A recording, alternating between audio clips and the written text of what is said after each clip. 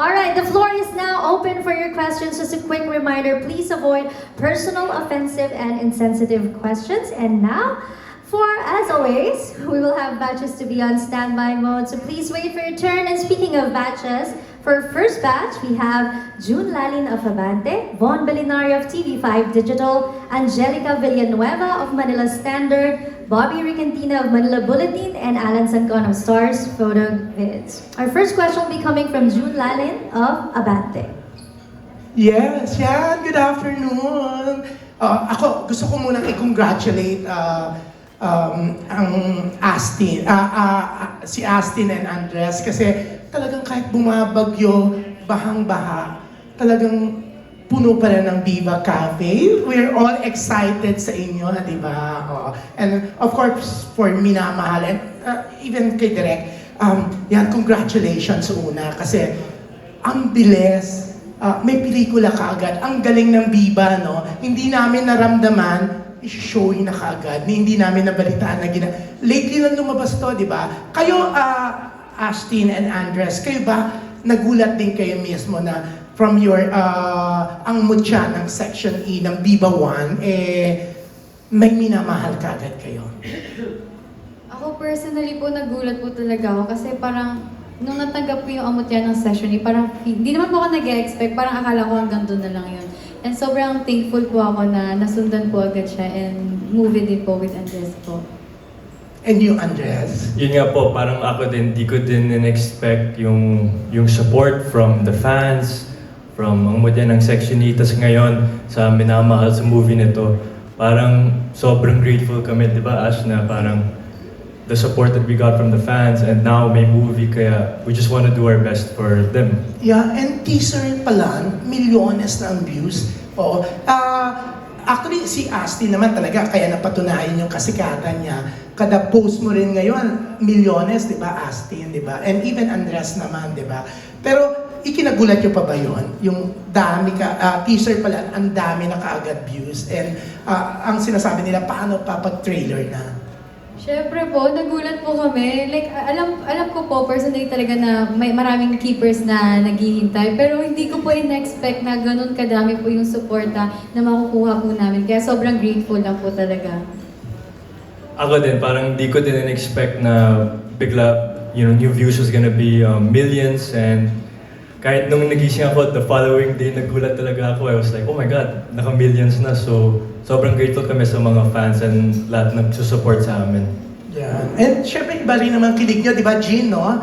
Grabe yung kilig sa love team nila, di ba? Ikaw mismo kinikilig sa kanila. Oo, kaya nga Kiefer at saka JJ na yung tawag ko sa kanila po. Talaga, nga keeper kasi siya sa sa ang mutya ng Section E at ang bongga ng Viva 1 because of that, di ba? Kaya talaga ang bobongga din ng mga bagong shows ng Viva 1, di ba? Direct nang sinabing ikaw ang hawak ng minamahal, 100 bulaklak para kay Luna. Ano po yung naramdaman nyo? And fan din ba kayo ng love team nila? Pinapanood nyo po yung ang mutya ng Section E? Actually, hindi siya ganun kasimple na parang sinabi lang ni Boss Vic na, sila yung artista mo. It went through a rigorous process bago napunta sa kanila yung project. Kasi po, the script itself has been existing even before pa magkaroon ng mutya, even magkaroon pa ng Ash Dress na love team. Ako personally, natutuwa ako kasi, alam mo yun, yung hindi ginagawa yung project just because nag-viral yung mutya. Alam mo yun, talagang dumaan siya sa typical process na, okay, meron muna story, and then naging script, and then pinitch muna sa kanilang dalawa, pinitch muna kay Aga, pinitch kay Boss, and then when everyone agrees na, okay, maganda gawin yung project na to, saka nagkaroon ng minamahal. Pero, so nauna na nga, di ba, yung script, story, everything. Pero may part yung success ng syempre, ng of course, ng Section E. Kasi kaya nga sila pinartner, di ba? So, yun. So, nung yun nga, tinanggap na si kay Aga, okay, kay Andres Astin. So, anong naramdaman mo, Direk? Very ecstatic kasi hindi naman sa hinahabol natin yung pagiging viral nila sa mutya. Pero it really is a factor kung bakit very celebrated kahit teaser pa lang. Ako personally, na-shock ako na the next day, pinabillboard na ng mga fans nila. Tapos even yung international fans nila, mga hindi ko naiintindihan na nagsa-Spanish sa TikTok, pinag-uusapan nila yung teaser. So, di ba, parang okay, masaya ako dun sa output ko, pero parang cherry on top talaga na super successful ng love team nila. And I can't wait na bigyan nilang buhay yung mga characters na matagal ko nang naisulat. Pero nag-start ka na? Done na yung movie, direct? Ano ba? Done na yung movie? Di ba, is it- actually magsushoot pa lang kami. magsushoot. So teaser pala yung ano? The teaser was shot specifically to be a teaser. So this one is announcement of the project pala. Yes, Hindi- formal announcement na siya, tsaka yung kung Yeah. kailan siya mag-show. Okay. So kailan siya mag-showing, direct? Sa September 24. Okay. Ayun. So nice, no?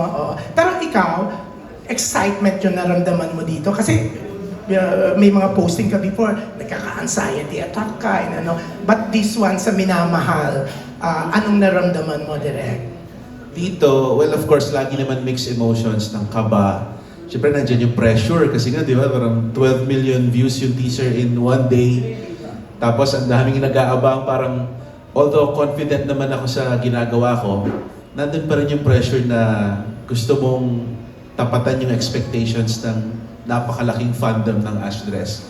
And at the same time kasi ako personally, ayokong maging yung parang project lang siya na parang cash grab porket viral sila. I really want this project na magpakita ng capabilities ni Ashley at saka ni Andres as actors na kahit mawala, let's say in the future, mawala yung hype ng Mutya or ng pagiging love team, we will see them as serious actors na nagampanan yung performance nila ng maayos without depending on hype. Yan, ang ganda na sinabi ni Direk, no, Astin and Andres. Pero parang nakakakaba, lalo na hindi pa kayo nag-start. So, ayan, anong gagawin niyong paghahanda before the start of Minamahal? Yan. Nakukonfuse ako, Andres, kasi naisip ko yung may minamahal ang dad mo before, di ba? Meron siyang ganung movie with Aiko, oo. Yes po, may movie siya, kasama niya si Tita Aiko na may minamahal. Tapos ngayon, kakatuwa na yung first movie ko din was Direct JPL and Ash, Minamahal. At syempre, nag-ready na kami ni Ash, nag-workshop kami, tapos yun nga, it's going to be a fun process and we're gonna learn many new things, especially since bago pa kami, and thank you din to Direct talaga because he's gonna be there to guide us and Yeah. Yes. Astin, oo, lalo na blooming ka ngayon, ha? Parang there's Makeup lang po eh. Alam mo, sinulat pa naman ni Ana Pingol sa Abante, parang may nararamdaman siyang something sa inyong dalawa na. Siguro sa preparation po, syempre, doon po talaga ako nagfo-focus sa script. Minimake sure ko po talaga na if magte-take na po kami, kabisado ko na po yung script para kapag nagte-take na kami, ang ifo-focus ko na lang is kung paano ko makukuha yung emosyon ng character. Yun po. It's so nice. So we're all excited for Minamahal, 100 bulaklak.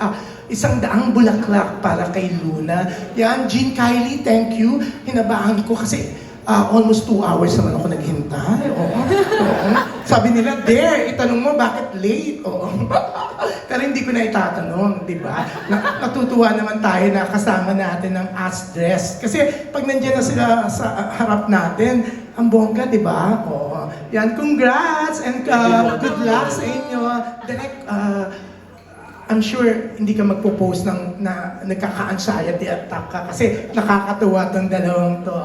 Okay. Tsaka they're really preparing for this project. In fact, as we speak, parang nakakailang session na kayo ng acting workshop with Sir Jay Cruz naman. So, yun po. Talagang pinaghahandaan namin lahat. Yeah. Can I just share? Yes, direct.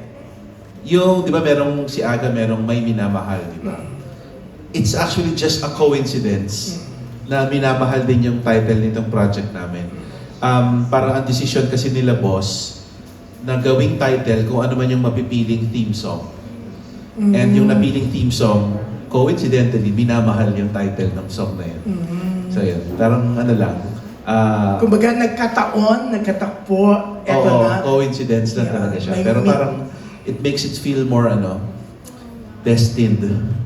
Dahil medyo magkapareho yung title ng movie ng tatay ni Andres. Yan. Pero yan, good luck and congratulations. Si Direk, ngayon ko na nakita siya na parang mas excited sa pagsisimula ng kanyang project siya.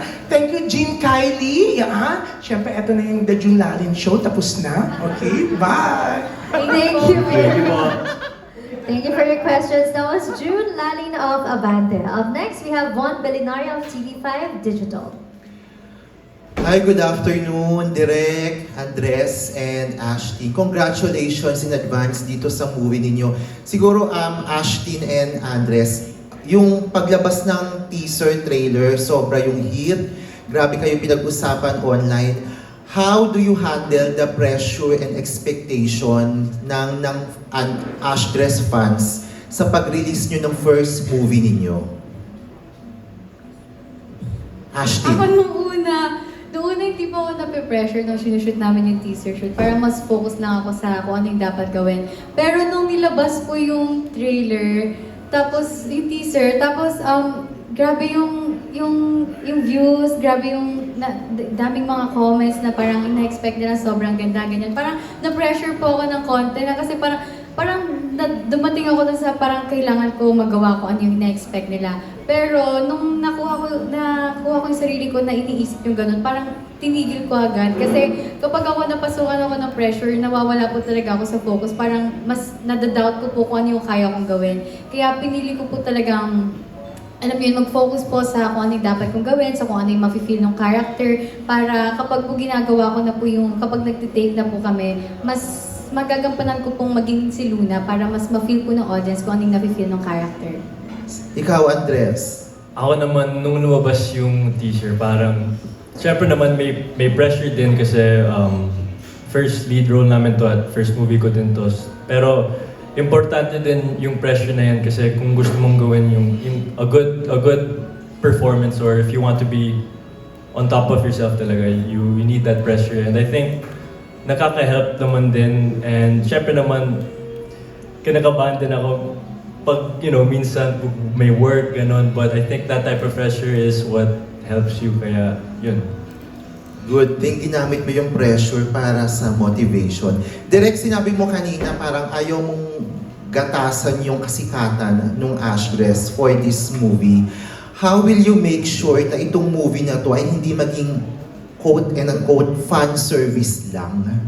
And makita talaga yung lalim, not just their acting prowess, but the story itself. Ayun lang, parang focus lang talaga dun sa craft itself. I'm sure naman meron pa ring scenes na kakikiligan ng mga fans nila, pero ayun nga, ang mas priority ko is how to tell this story truthfully and beautifully. And yun nga, yung pamantayan ko dito is, pag halimbawa, 5 to 10 years after maipalabas ng pelikulang ito, at let's say, humupa na yung hype ng love team nila, sana naman hindi, pero let's say, mangyari nga yun. Kumbaga, kung papanoorin siya ng casual viewer na hindi part ng fandom nila, magagandahan pa rin ba sila sa pelikulang yun? So yun, I'm trying to make the answer yes. Parang yung nangyari sa May Minamahal nila Aiko at Aga. I mean, lumipas man yung movie. It was Classic. an award-winning movie. Classic, box office, at grabe rin yung, yung papuri for that movie. Hopefully, mangyari ito sa Minamahal. Oh, actually, nung pinitch ko yung project sa Mulak family tsaka kay Ashtin, di ba sabi ko, if there's one word na magdi-describe dito sa project na gusto kong maging siya, I want it to be timeless. Yeah. Okay. Thank you, Direk and Ashdress. Congratulations. Thank you po. Thank you for your questions. That was Von Bolinario of TV5 Digital. Our next question will be coming from Angelica Villanueva of Manila Standard. Ay, hello po. Hello po. Hello. Congratulations, Direk, Ashtin and Andres. So ito pa rin yung ginigatekeep ni Andres last na interview sa kanya na project with Ashtin. So ito na yun. Question ko lang, maraming fans yung natuwa at na-surprise na magbabalik tambalan kayo as Ashdress, no? And sinasabi na worth it daw yung paghihintay nila. And ang daming nakamiss din sa inyo. Pero kayo, kamusta yung unang pag-shoot nyo ng teaser? Same pa rin ba yung chemistry? Or may ilang ba since last time na nag-shoot kayo as JJ and Kiefer? Para sa akin, same pa rin yung working dynamic namin ni Ash kasi yun nga, getting the chance to work with a great artist that is Ash and parang getting the chance to work with her again in this project, who wouldn't ask for that, diba? Someone you already know and someone that's very good at their job, so yun. How about you, Ashtin? Ako din po, same pa rin po. Kasi parang, nung nagkita kami for the teaser shoot, 1 month ba? Or halos 1 month tayo hindi po kami sa, diba, sa NFT. Diba? Yun po yung last namin pagkikita. And ayun, na-surprise din ako na parang kahit pa paano, same pa rin po yung bonding namin. Kasi sobrang mabait din po talaga to si Andres. Wow. Natawa si Andres, mabait daw siya. Mabait siya, diba? Yes. Hindi ka ba naniniwala, Andres, na mabait ka? Mabait talaga ako po. Good boy. Okay, my next question is, sa press release, minention na si Luna, pinapursue siya ni Rafi kasi si Luna hindi siya naniniwala sa love. So, kayong dalawa ba naniniwala kayo sa love? Ako, oo. Sobra ako naniniwala sa love. Kasi kapag love yung sinishare mo, parang yung energy positive lang, parang maganda lahat makasalumuha sa mga tao, ganun. Yun nga, I think love is parang one of the most powerful things in the world because, every day as humans, we want to love and we want to feel love, and in anything that we do or want to achieve in life, kailangan mo ng love in order to achieve those things. So, yan, I think love is very important for all of us naman. Kayo po, Derek, what is love for you po? Wala akong specific definition ng love, but I know it when I see it. I see love when my parents take care of me nung bata pa man ako, tsaka hanggang ngayon. I see it when a friend is concerned over my well-being. I also see love kapag, halimbawa, sa sarili ko, I advocate for myself.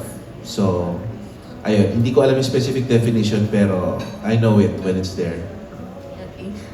And there is love in between them. Ooh. Natawa kayo, Andres and Ashton. Anyway, also, minention din sa storyline na is like, nag-alay si Rafi ng 100 bulaklak para kay Luna. Ano yung mga willing nyong ibigay for love din? Ang hirap naman ng question, no? Anong willing kong ibigay para sa love? Yes. Ano kaya? Lahat. Tayo na sagot! Ako na yun yung answer ko. Yeah, lahat. Kasi para sa akin, in life, you need love talaga to achieve your passions. If you're really passionate about something, that means, you truly love it. And, anything that was even ever invented sa buhay, sa life, talagang it came from out of loving it, loving whatever material that was, or kung ano yung idea nun. So, I think love is super important. Ako same din po lahat para alam mo yun. Kapag alam mong binigay mo lahat, wala kang pagsisisihan sa huli. Wow. Ayan, so thank you so much and congrats again, Thank you. Ashton Direct. Thank you po. so much. Andres. Thank you. That was Angelica Villanueva of Manila Standard. Up next, we have Bobby Regentina of Manila Bulletin. Hello, magandang hapon po. Hello po. Direk, ang question, how would you describe yung chemistry ng Ashdes po ba? Palagay niyo ba mahihirapan kayong ilabas yung chemistry na considering na nagtrabaho na rin po silang dalawa, nagkasama na rin? Okay, ang basis ko lang is yung nakita ko nung nag-shoot kami ng teaser kasi it's really the very first time na nakita ko silang magkasama. And what the word I use to describe sa chemistry nila is it's organic. Hindi siya pinipilit. Parang halimbawa, kung iwan mo lang sila dyan, walang cameras, kung ano man yung closeness nila doon, it's the same magic that they bring when in front of the camera. So yun, genuine, organic yung nila, chemistry. And because of that, parang 50%, they've already won the battle. The rest is na lang yung mga technical aspects ng acting.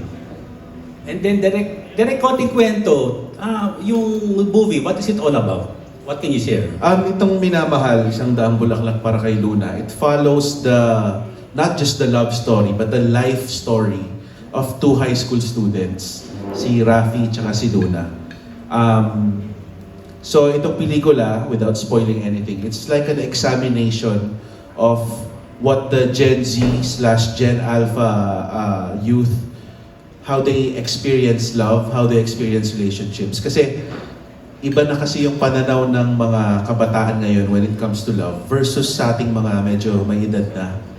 Parang kung dati kasi yung mga older generation, or at least kung paano ipakita yung romance sa movie, di ba parang ang puno dulo ng lahat ay pag-ibig, ay ang pagkakatuluyan ng dalawang couple. Ang mga kabataan ngayon, base sa studies and my observation, parang praning sila sa pag-ibig, or takot silang umibig, takot silang pumasok sa relationship. So itong pelikulang ito, ina-examine niya yung specific experience ng Gen Z tsaka Gen Alpha when it comes to love. So susundan natin yung kwento ni Rafi tsaka ni Luna from grade 12 hanggang sa mag-college sila. So parang magiging spectator tayo sa ups and downs ng relationship nila, ang shifting ng values nila habang nagmamature. So yun po ang pwede kong i-reveal at this moment. Okay, pero direct, wala naman siyang, may connect ba siya sa 100 awit para kay Stella? Kasi may 100 din. Ang connect niya is more of sa tema. Kasi yung 100 tula para kay Stella, ganun din siya eh. Parang love story siya na may halong coming of age. Ito yung mga pelikulang after mong panoorin, magninilay-nilay ka tungkol sa sarili mong buhay, sa sarili mong decision sa buhay. And ganun ko siya kinoconnect dun sa iba kong mga 100. Kasi gumagawa ako ng parang Jason Pollock sama ng cinematic universe. Pero romance drama, yung tema, yung genre. And then, thank you Direk. Kay Ash Des, ano yung mga love story na kinagiliban yung panoorin? What can you, ano pwede ikwento ng mga love stories na paborito niyong pinanood of late?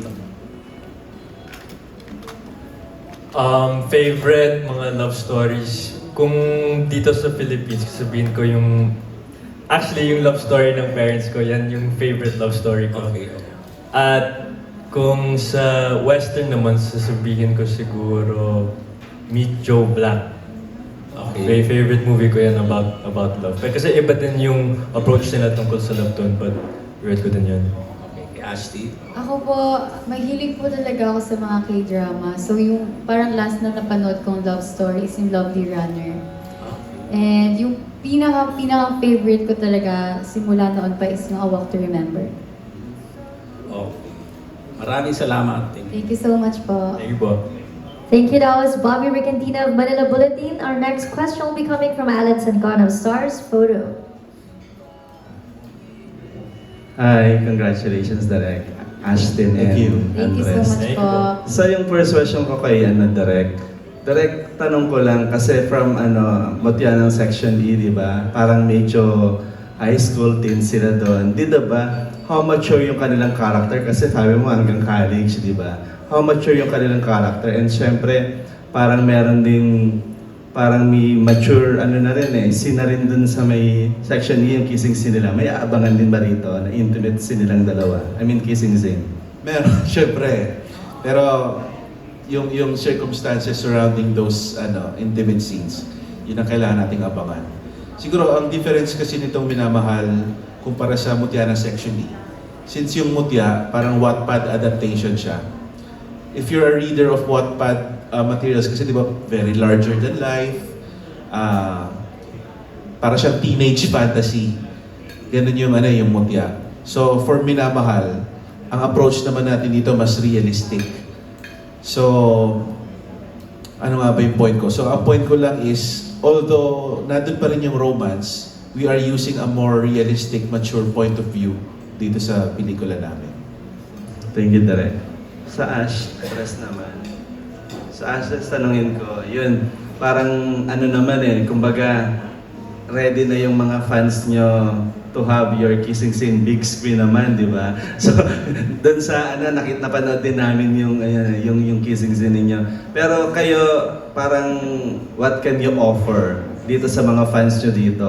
Kumbaga, paano may hiwala yung character nyo doon sa Mutyanang section A, dito sa character nyo dito? Ano yung ipapakita nyong mas kakaiba at mas mature?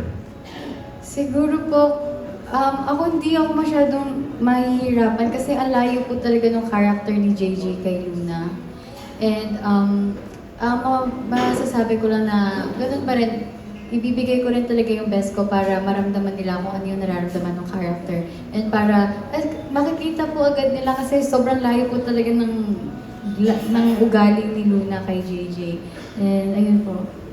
Si Andres. Ako naman po kasi si Kiefer naman dahil din na Wattpad, galing sa Wattpad series yung Mutya, parang yung character ni Kiefer mas may pagka-caricature kasi mas exaggerated, like yung pag nagagalit siya, diba, kasi si Kiefer parang bad boy siya. Malayo yun kay Rafi kasi si Rafi para sa akin medyo close sa personal character ko kasi mas mabait si Rafi compared to Kiefer, diba? And yun, so the difference is very big talaga, but talagang gonna give what I can give to give justice to the character na si Rafi.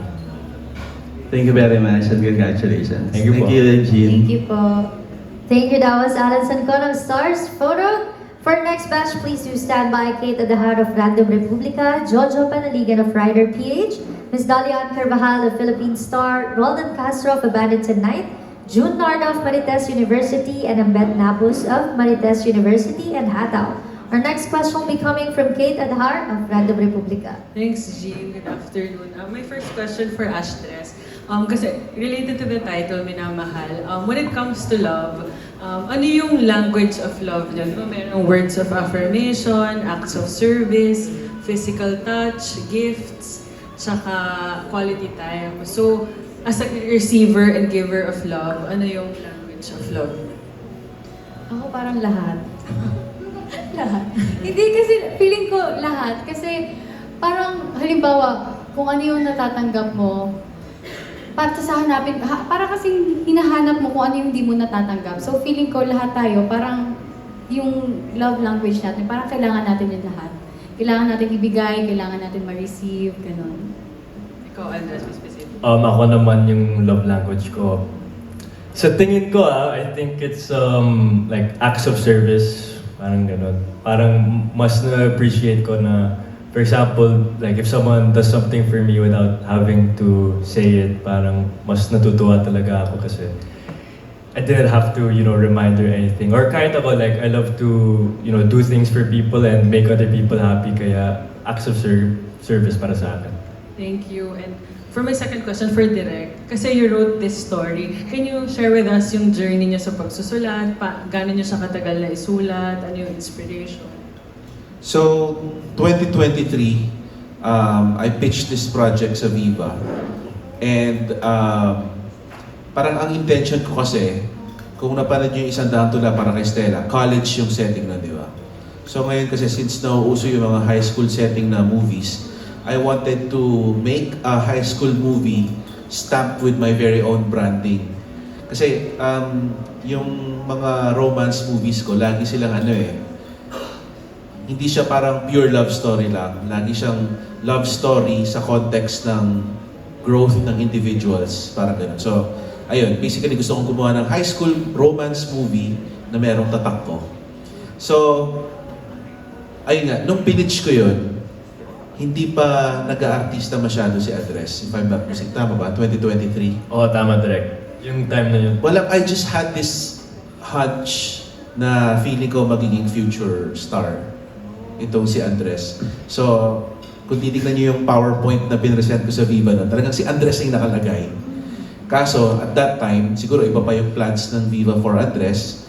Ang naalala kong directive ni boss noon is, sige, gawin niyo yung project na yan pag hinog na si Andres. So, for 2 years, nalagay lang sa sa shelf yung project.